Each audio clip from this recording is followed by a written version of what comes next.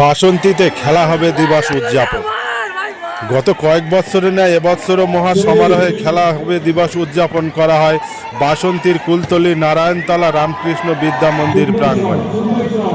বাসন্তী পঞ্চায়েত সমিতি একাদশ বনাম বাসন্তী বিডিও অফিস একাদশের মধ্যেই খেলা অনুষ্ঠিত হয়।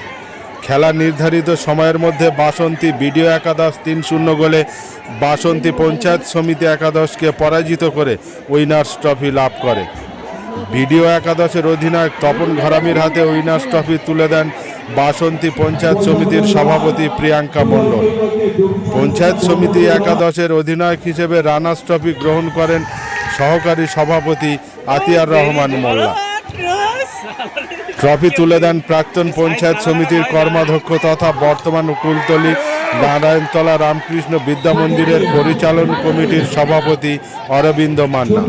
এছাড়াও এদিনের অনুষ্ঠানে বিশিষ্টদের মধ্যে উপস্থিত ছিলেন বাসন্তী বিধায়ক শ্যামল মণ্ডল, বাসন্তী পঞ্চায়েত সমিতির পূর্ত কর্মাধ্যক্ষ রাজা গাজী, জেলা পরিষদের সদস্য শঙ্করী মণ্ডল, কুলতলি নারায়ণতলা রামকৃষ্ণ বিদ্যা মন্দিরের প্রধান শিক্ষক দীপক কুমার কর ছাড়াও বিভিন্ন অঞ্চলের প্রধান ও উপপ্রধানগণ।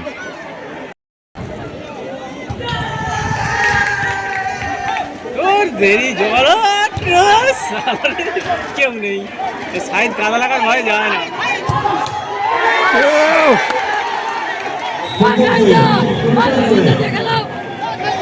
সুন্দর